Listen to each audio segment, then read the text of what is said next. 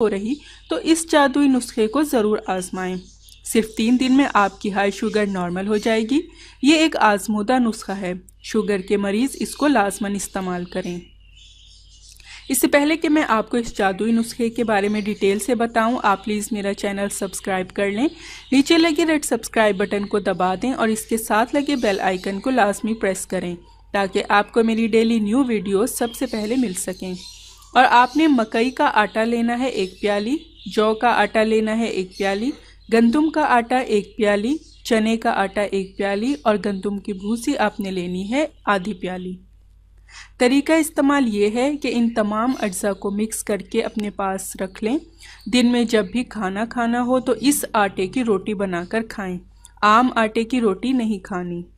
मकई, गंदम, जौ, चना और गंदम की भूसी कुदरत के बहुत ही बेहतरीन अज्जा हैं।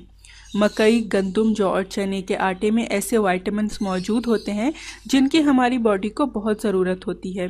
ये तमाम इंग्रेडिएंट्स ऑयल फ्री हैं जिनकी वजह से वेट नहीं बढ़ता। ये अज्जा बढ़े हुए कोलेस्ट्रॉल और हाई शुगर को कंट्रोल करते हैं। वो लोग जिनको हाई शुगर का मसला है उनके लिए ये टोटका बेस्ट है। ये टोटका मेरी एक आंटी ने आजमाया था और उनको बहुत फ़ायदा हुआ था। आपको इंशाल्लाह इंसुलिन लगाने की ज़रूरत भी नहीं रहेगी क्योंकि ये नुस्खा आपकी शुगर को नॉर्मल कर देगा। हाई शुगर को लो करने का ये बहुत ही आसान और शर्तिया इलाज है, आपकी सेहत को भी बहुत अच्छी बना देगा। सो गाइज़, अगर आपको मेरी ये आज की इंतहाई यूज़फुल वीडियो पसंद आई हो तो इसको अपने तमाम फ्रेंड्स, रिलेटिव्स और जानने वालों के साथ ज़रूर शेयर कीजिएगा।